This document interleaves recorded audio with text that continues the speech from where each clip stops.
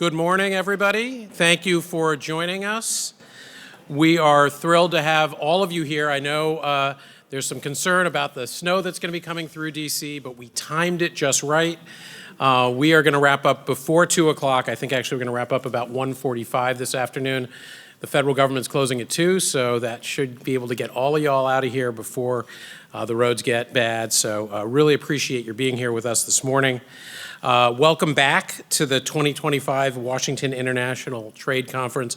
We hope you enjoyed yesterday's program, and we're pleased to have you back here with us either in person in this great venue or online. Welcome to those of you on Zoom. A reminder, if you get logged off for any reason on your Zoom link today, you can just log back in using the same link you logged in with already today. For those of you in the Reagan Building, welcome. We're delighted again to have you here. Special thanks to our sponsors for their support of this year's conference: Amazon, UPS, Trade Data Monitor, and the National Pork Producers Councils. They are our benefactors. Our executive sponsor is Business Roundtable, and our patrons, the American Apparel and Footwear Association, the National Retail Federation, Coupang, and Trade Center Management Associates, and the International Trade Center, our hosts in this lovely venue.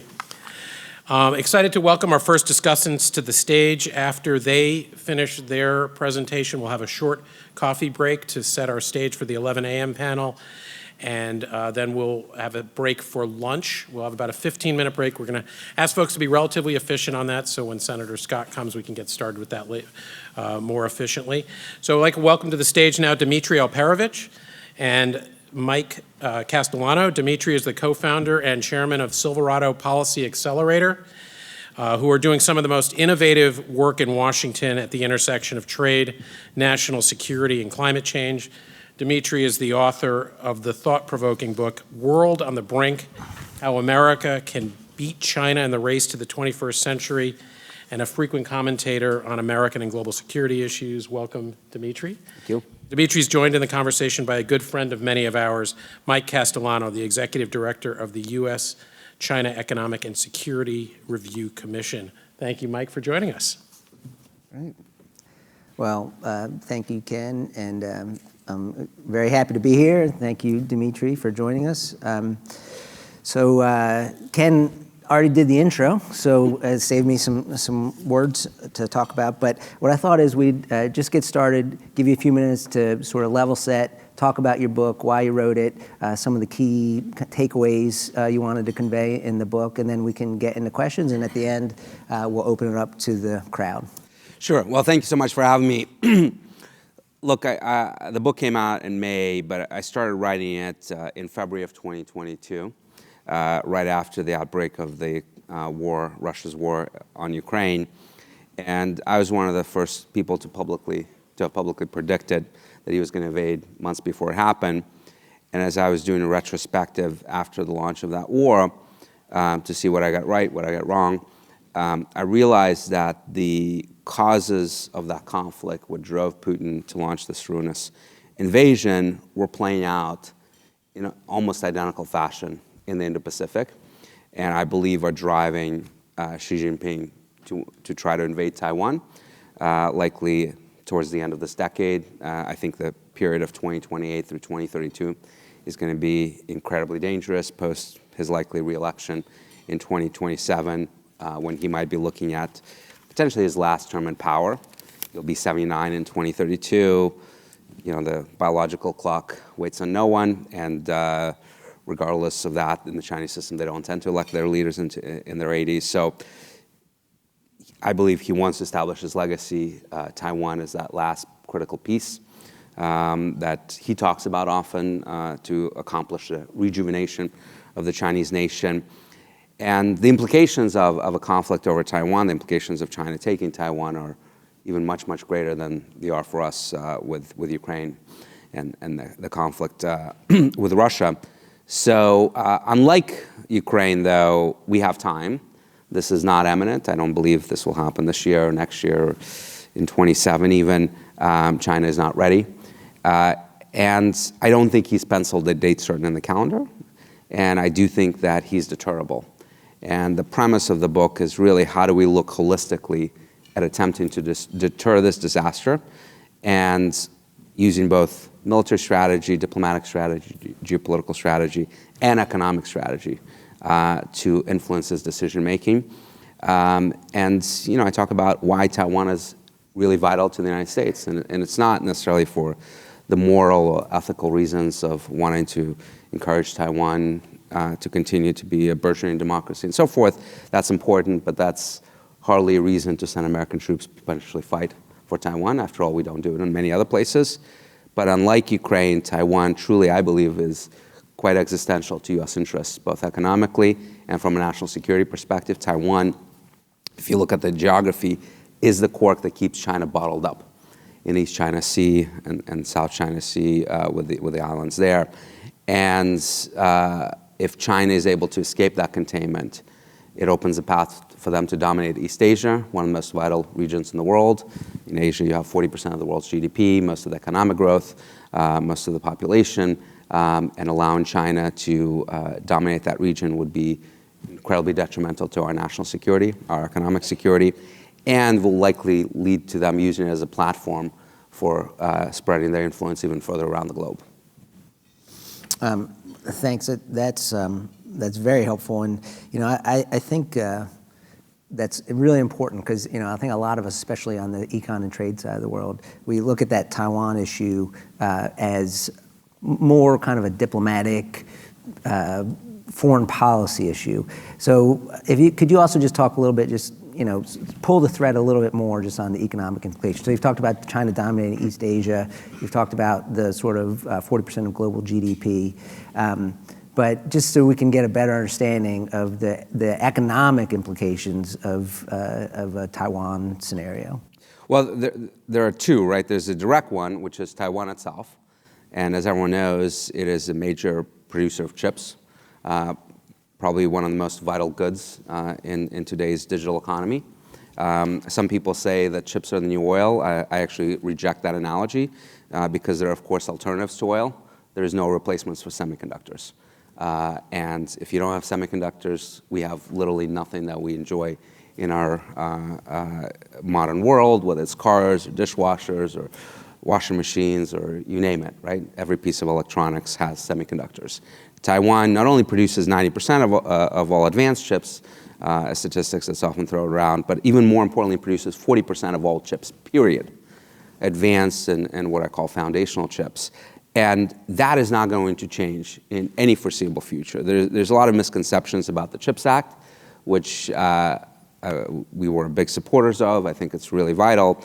But the goals of the CHIPS Act was not to reduce U.S. reliance on Taiwan, nor will there be any reduction in terms of Taiwan's market share of chip production in the foreseeable future. To the extent that the U.S. will gain market share, and by the way, it'll be fairly small. We had about 10% of the world's market share in chip production before the CHIPS Act. If everything goes swimmingly, which in government policy, industrial policy, you can never count on that, we might get to about 20%, right? So still a fairly small percentage of the overall market share. And to the extent that we will have those gains, they'll come at the expense of Korea, Japan, and some others. It will not come at the expense of Taiwan.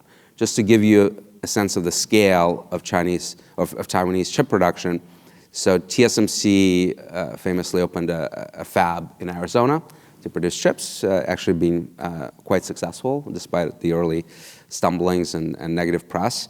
In Taiwan for the next 10 years, they're going to build a fab every single year. We have one in Arizona, right? There's just no way that Taiwan will not remain a vital producer of chips for the next 10 years. And China going to war with Taiwan, very likely results in the destruction of that capacity and a global depression. Estimates are that you'll have 5% of global GDP wiped out. In the event that there is unification through coercion and no war, having China own that production is also incredibly problematic because now we're turning over our economic future and security and making it reliant on China. So that's a direct impact of Taiwan itself. And then, of course, you look at countries like Japan, like Korea, like the Philippines, Malaysia, Vietnam even, in the region, how they will respond to Chinese victory over Taiwan, whether it comes through war with the United States or not. very likely you will see increased integration with China, increased appeasement of China, and those are the countries that, of course, are vital to us both economically and from a national security perspective. Thank you. That's very helpful. And on the semiconductor piece, in the book, you write a lot about foundational semiconductors. So there's been a lot of focus, and I think these days there's a fair amount of familiarity around the NVIDIA chips, TSMC's role in production at those kind of advanced semiconductors. And so there's just much less on foundational. This is an area where Silverado has been doing great work. And so, in the past 2 years, China has spent about over $90 billion by the estimates. I think the latest numbers are not out on semiconductor manufacturing equipment at the sort of foundational level. They can no longer buy the higher end. And so China is a big producer of semiconductors, but to put that in context, there was a period of time last year where they bought more semiconductor manufacturing equipment than all other major countries combined, right? So you talk about Taiwan opening a fab a year, right? So I don't know what the numbers are in China, but they're probably more. Dozens, yeah. And so one question that I have that you discuss a bit in the book is, so right now people don't really view these foundational semiconductors as national security sensitive, certainly not in the way the advanced semiconductors are. But if you were to sort of just look at the current trend of Chinese investment in that space as well as their existing market share, right? What are concerns that you see in that market that and what should we be doing now to get ahead of those concerns?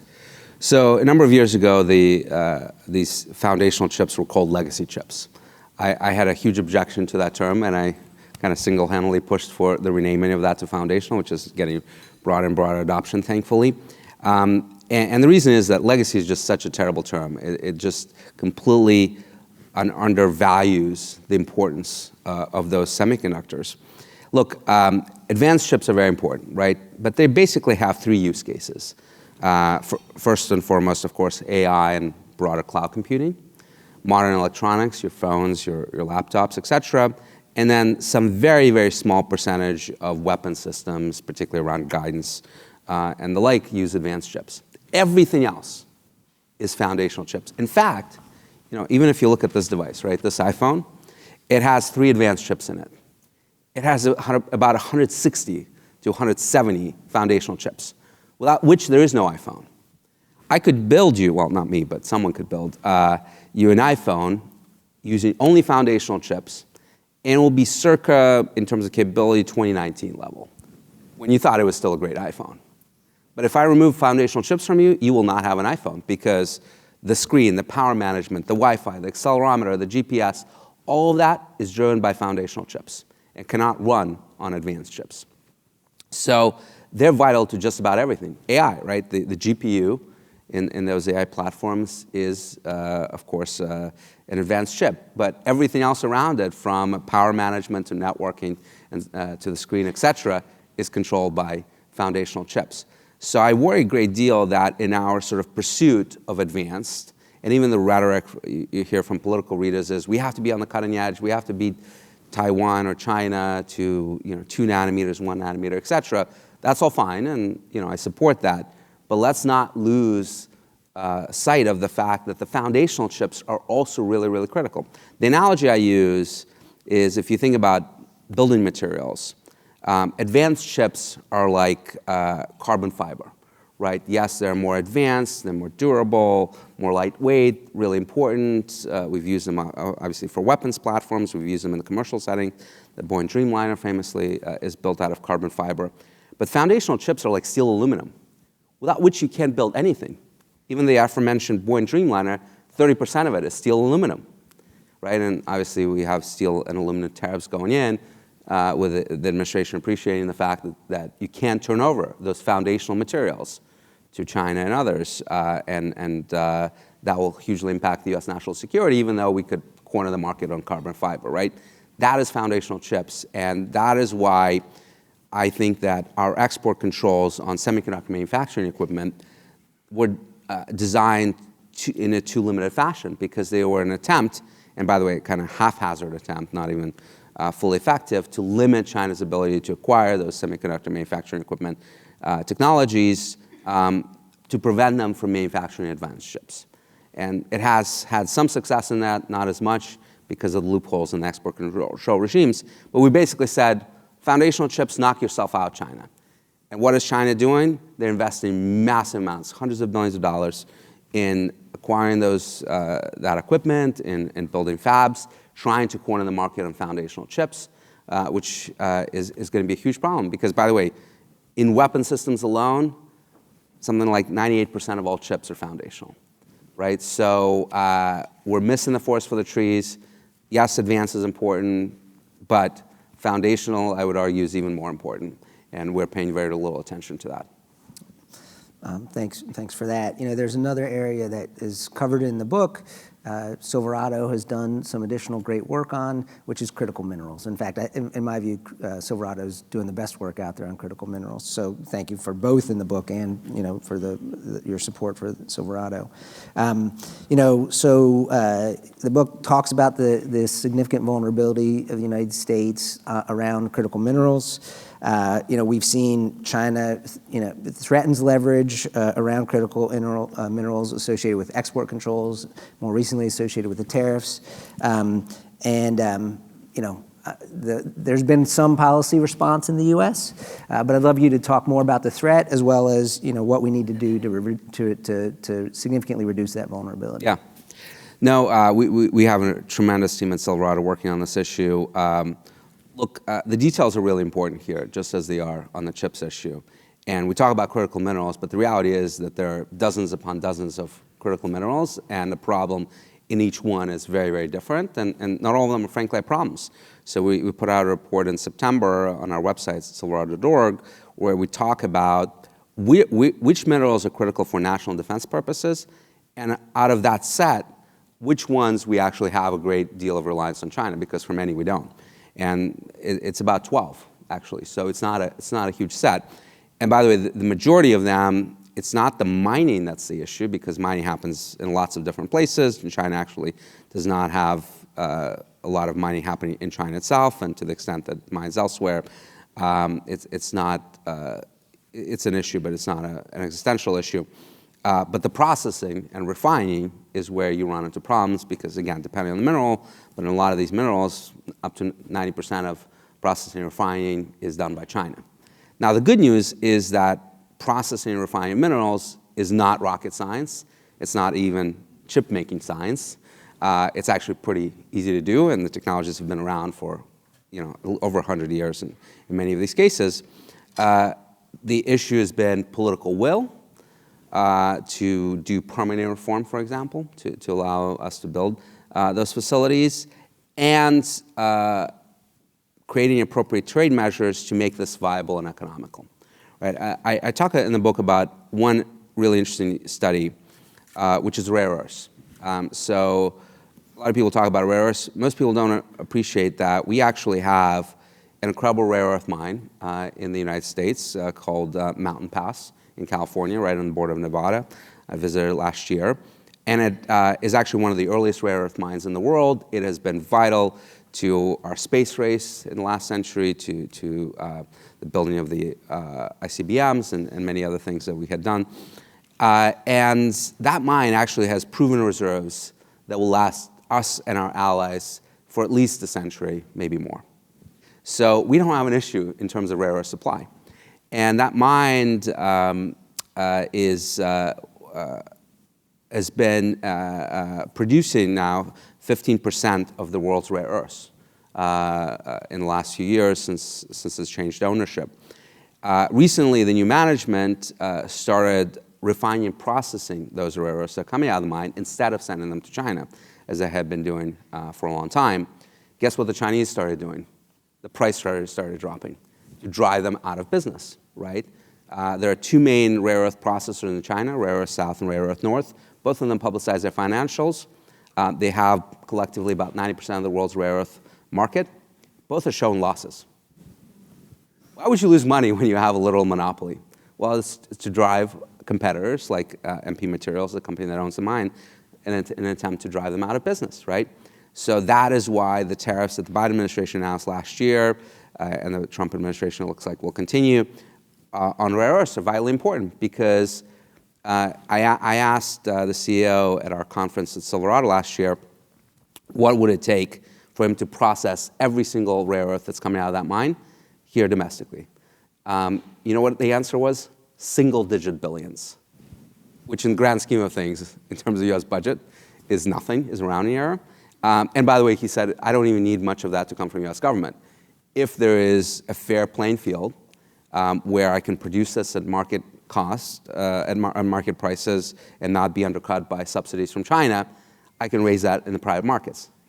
He runs a public company, right? So we need to adjust that imbalance that exists, where the Chinese are dumping this stuff on our shores to drive those industries out of business, as they've successfully done in so many areas, from solar panels to, recently trying to do this with foundational chips and many, many others. Well, that's a great segue to another question, which is, the U.S.-China Economic Security Review Commission, we were created back when Congress passed PNTR for China, essentially by some members of Congress that thought that was a bad idea. And for the first 10, maybe 15 years of our existence, I think there was, we were generally viewed as China hawks, but also I think our views on trade and economic issues were probably not considered, at least the blob's views on those, if you want to call it that. So your book argues that the U.S. and China are already in a Cold War of sorts, and one of the major differences with that Cold War would be the extent to which China's economy is intertwined with the United States. So I'm going to do this as a two-part. The first one is the United States. So that reality seems to be a major constraint on the types of policies that are practical or even possible this time around. Obviously Cold War I, very limited economic investment relationship with Soviet bloc countries. So can you talk a bit about how U.S. policy should account for this reality of where we start in the actual kind of economic interrelationships between U.S. and China? Yeah, Mike, great question. I write in the book that we are in a Cold War II with China. And in doing the research for the book, there's a lot of history in the book, including the first Cold War. I was even struck by the similarities between the two conflicts. They're almost identical on every front. We have a global competition for supremacy playing out in every single corner of the world that is diplomatic, military, economic, geostrategic. We have an economic war. We have a spy war. In fact, the levels of espionage against this country is at the highest levels they've ever been, in part enabled by cyber. We have a rush for military bases in the region. We have an attempt to create alliance blocks, the Quad, for example, and the like, and China getting closer with Russia and North Korea. We have a space race where, once again, we're going to the moon. Does that sound familiar? We have a nuclear arms race where China is building up massive nuclear weapons. We're about to undergo a modernization of our nuclear arsenal. We have a conventional arms race. And we have, in Taiwan, the new West Berlin, that flashpoint that for the first 15 years of the first Cold War almost brought the United States and the Soviet Union to the brink of war. Very, very similar. Now, people that argue we're not in a Cold War, look at all those. There are about 10 similarities between the two conflicts and say, but you have this one thing, which is the deep economic integration between China and the United States that negates all the others. One, I find that a peculiar argument to make, but two, it actually is ahistorical, because there was actually a lot of independence between the Soviet Union and the West that we've completely ignored. And I'll give you just a few points. The entire car industry of the Soviet Union was built on Western technologies. In fact, if you remember the Ladas that I was born in the Soviet Union in Moscow, and my grandfather actually owned a Lada. It was built in a factory in Togliatti, a city essentially built by the Italians that came in the 60s and built with Fiat a production facility and licensed the technology to build the Ladas for. Other car makers were built off Ford factories that were brought into the Soviet Union in the 1930s. In fact, if you followed the Ukrainian war very closely, you might remember in the first phase of that war, there was a siege of the city of Mariupol in the south. And the Ukrainian defenders, as a last stand, were holding this massive steel factory, one of the largest in the world, Azovstal. Well, that factory is an exact copy of a steel factory in Gary, Indiana, at the time the largest in the world. American industrials came over to the Soviet Union, because why wouldn't you have Stalin produce steel for tanks, airplanes, and the like? Throughout the 1960s, Western oil technology companies started selling technologies to Russia to explore their oil and gas fields, which, by the way, financed the Cold War and made Europe very dependent on fossil fuels from Russia. The entire industry was running on Western technologies that were not stolen. They were sold to them. And even as far as the 1980s, right, you have the Reagan speech of, evil empire and so forth. As that was going on, Western banks on Wall Street in London, in Germany, West Germany, were providing loans, vital loans to Warsaw Pact countries that were literally sustaining the economy and preventing collapse. So massive amounts of economic independence, not as much as with China, granted, but the idea that the two economies were completely disconnected and had nothing to do with each other is just totally false. In fact, one other thing, that I didn't have Coca-Cola growing up in Moscow, but I had Pepsi-Cola, because Pepsi was allowed to go in and basically barter with the Soviet Union, right? So lots of interconnections that are interesting. Now let's talk about China. So people talk about $600 billion of trade with China that exists. It is massive, right? It is a huge trading partner for us. However, the details are really important. Let's talk about Chinese imports from the United States. The top 3 imports from the United States are A, soybeans, which is a commodity, and we've seen this recently happening with even Chinese attempts to tariff Australia and their commodities. It doesn't really work, because there's a global market for commodities. So the Chinese can stop buying our soybeans and we'll start buying them from Brazil. But guess what's going to happen? The market will adjust, and whoever was buying Brazilian soybeans is going to buy ours. Right? That's exactly what happened with Australian lobster and barley and so forth. There was basically very little impact to the Australian economy, because they just redirected sales of their essential goods. More impact on wine, because Australian wine, while very good, had fewer customers, but essential goods like barley and so forth, there was virtually no impact to them despite those tariffs. So that's one. Second largest import is chips from us. They need those, so they can't exactly cut those off. Third one is passenger vehicles. Huge problem regardless of what happens in geopolitics. China's priority, of course, is to dominate the car industry. They're making huge strides, particularly in EVs, and you're already seeing sales of Western cars in China decline precipitously. So trade wars or not, that business is going to come to likely an end in the foreseeable future, regardless of what happens in the trade conflict. Now, if you look at the reverse, where we have the greatest dependencies on China, so we import a lot of different things, but when you think about things that we import where it's essentially sole source from China, or mostly sole source from China, the top good, anyone know what it is? Toys. 85% of our toys come from China. Now, if those things didn't come, our kids would be devastated, but we would probably survive, and guess what? The market would adjust and we would start making them elsewhere. The second category is appliances. Again, probably more problematic than toys, but not exactly essential. So you go down the list and you realize that, yes, there's a lot of trade that's going on, but a huge chunk of it is actually not that essential, or actually can be decoupled, particularly from a Chinese perspective, because it's largely commodities based, and they need those commodities to grow the economy. They need energy, they need food, et cetera. So I think there's an underappreciation for the fact that, just like with the Soviet Union, we actually have a considerable amount of leverage from China. And yes, we buy a lot of produced goods in China. We don't have to. And with the right trade policies, that can and is already shifting.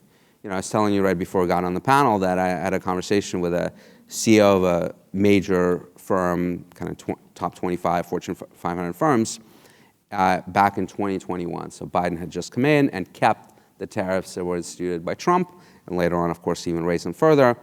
And this person was telling me that they basically ignored the first Trump term, assuming that it's just an aberration, and they're not going to pull out of China. They had a lot of business in China.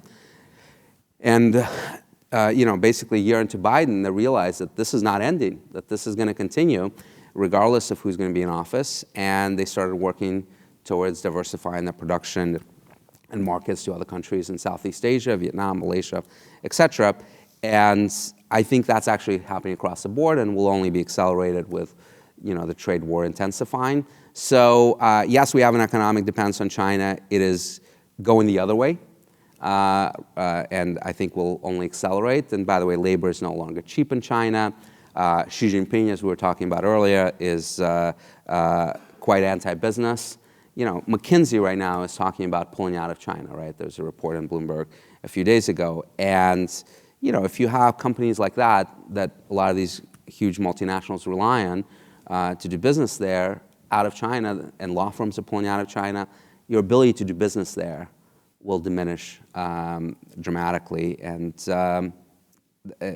that's why not only are we in a Cold War, but it's increasingly looking like the last Cold War. I started by saying it's a two-parter, so similar question but different frame, right? So, another big difference versus the last Cold War, and though given your answer to the previous question, maybe not as big as I think, is that most countries in the world, not just the U.S., are economically intertwined with China, right? So China is the top trading partner with more than 120 countries. That's significantly more than the U.S. is.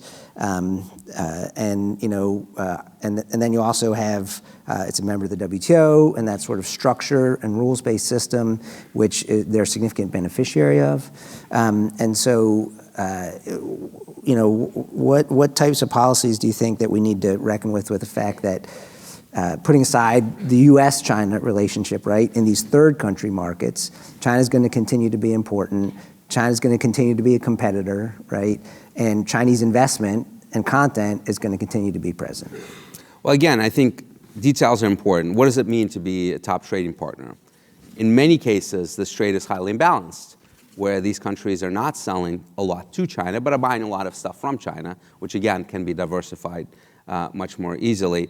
Not true of the commodities brokers. So if Chile and you're selling lithium, or oil and gas coming from the Middle East and elsewhere, or iron ore from Australia, yes, China is buying that. But again, it's a commodities market. If China is going to stop buying iron ore from Australia, it's going to go elsewhere because they're going to start buying it from another source, right? So a lot of those dependencies, I think, are overemphasized.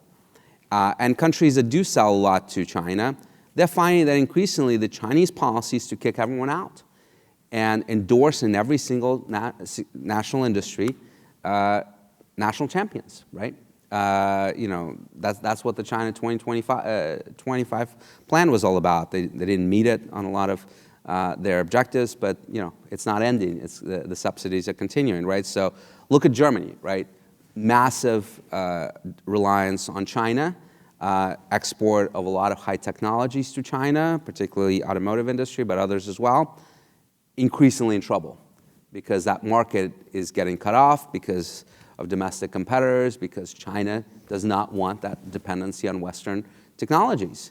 So if you're not selling commodities to China, guess what? There's a limit to, a time limit to your ability to have that access to the Chinese market because they don't want you.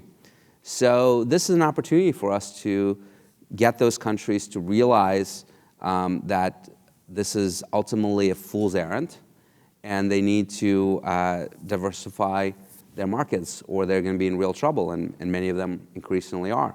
Not to mention that it's becoming more and more difficult to deal with China. Look, I've said this half in jest that if Xi Jinping is not a CIA agent, we should put him on the payroll because everything he has done since coming into office in 2012 has been to the detriment of China, right? The wolf warrior diplomacy, the aggressive anti-business practices, the anti-corruption campaign that only targeted his opposition, political opposition in the Chinese Communist Party.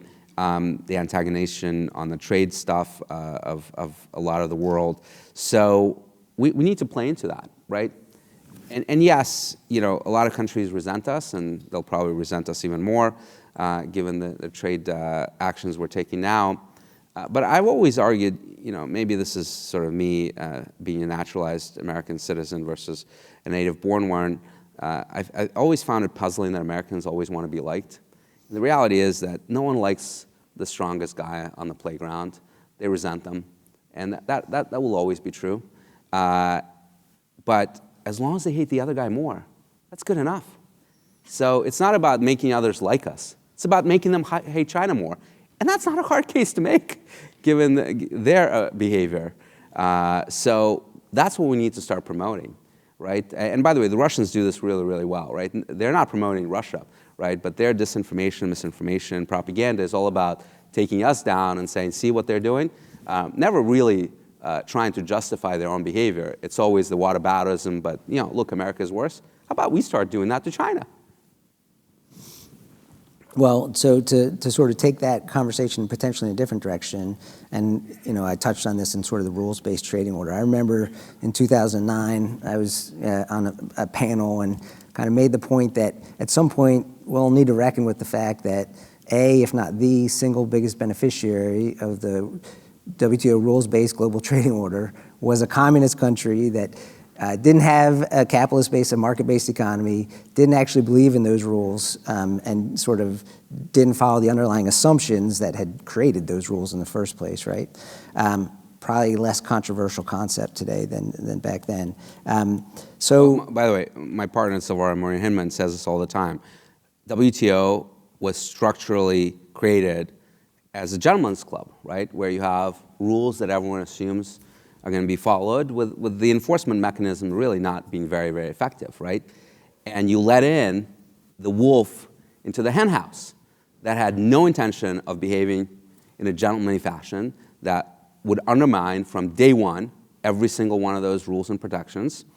And the system is not designed to deal with that, right? That's why I believe the WTO has become obsolete. And by the way, hasn't been able to really accomplish a major agreement, multilateral agreement, and God knows how long, fisheries aside. And we need a new system, and one that includes market-based democratic countries, not these authoritarian regimes that have no incentive and no interest in playing by the rules. So you talked before about how you made sure that legacy was no longer used. Foundational is a better word. I 100% agree with that, by the way. Can I suggest that TAME isn't the world's best acronym? You might want to come up with a better one, but could you talk a little bit more about that? I know. I struggle a lot with TAME, so this is a new framework that I'm proposing in the book, the Treaty of Allied Market Economies. I couldn't come up with a better argument, a better acronym. If someone has an idea, please, I'm certainly not married to it. But this is an idea that, and probably won't be popular in the next 4 years too much, but the idea that we need sort of an economic NATO type of organization where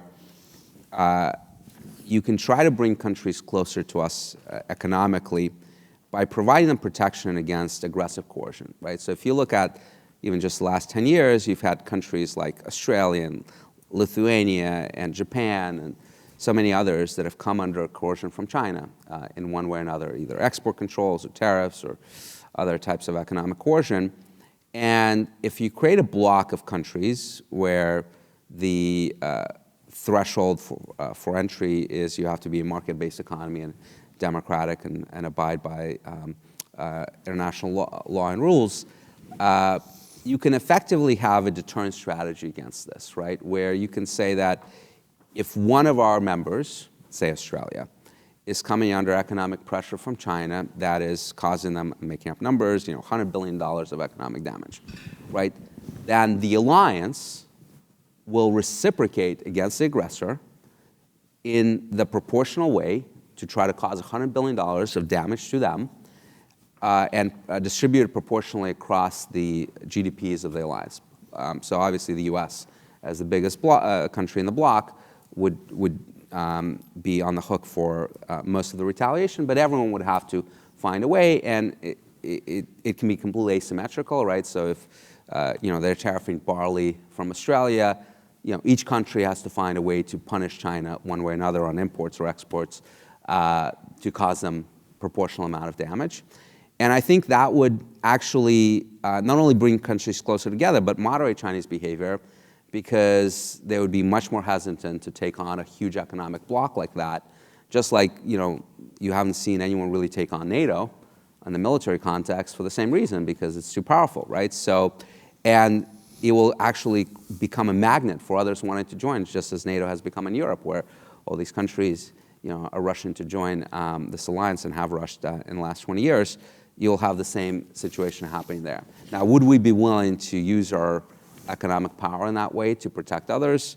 It's probably becoming less politically popular, but I think would be a very powerful concept that would give us a huge leg up on China and expand the strength of our alliances. And I'll just say the overarching point, I think, here is kind of rethinking these broader international structures around the reality of what we're in. By the way, MATE, market-aligned treaty economies. How about that? A little bit better. I'm a chess player, so I love that. So let's open it up to questions from the audience. Boy, that was quick. So someone's got an eager beaver up there. Someone want to bring over right here in front, or oh. Shall I go over there? She come over here. It's going to come to you. Don't worry. Please identify yourself. I'm Barbara Bowie Whitman. Because you were preparing to make a presentation this morning, you might not have had time to look at the Wall Street Journal. But there's a very interesting article by Walter Russell Mead. The headline says, "Trump outsmarts China on green energy." And the little bit that's picked up in the highlighted part says, "By dismantling the net zero agenda, he ramps up economic pressure on Beijing." Very interesting analysis. You might not have had time to read it, but at first confrontation, what do you think of those ideas? Well, I haven't read it, so I don't know. But look, a transition, an energy transition, is going to happen one way or another. People are buying EVs for lots of different reasons. They're just better cars, right? Batteries are going to be much more important energy part of our energy. So we need to make sure that China does not dominate those critical fields. And actually, so in the book, I talk about kind of 4 technologies and 2 components of those technologies that we need to absolutely make sure will win in the century. One of them is AI and autonomy, and we are winning, despite all the hype about DeepSeek. We can talk about that if you would like, but China's behind, and we can ensure that they're further behind. The second one is biotech and synthetic biology, which I think will be driven by advancements in AI, and not just in medicine, but in things like bioenergetics, biomanufacturing, creating materials in the lab. I think that's a huge industry with enormous potential in the coming decades. And again, if we win the AI race, I think we'll be in a really good position there. The third one is space. We've got a huge leg up on China there, thanks to largely SpaceX with reusable rocketry, but also enormous innovation coming from other startups and big companies like Amazon in that area. And the fourth one is green energy, where we're losing badly, right? Whether it's batteries or solar or wind or even nuclear, China is ahead, largely due to subsidies, largely due to investments that they've made, and I worry that we're going to miss the boat on that. And then the 2 components we've discussed already, chips and critical minerals. Chips, we are kind of on the knife's edge there, where we could lose this if we're not careful and smart about our policies. And critical minerals, we are losing right now, but easy to rectify with investments, particularly in refining and processing.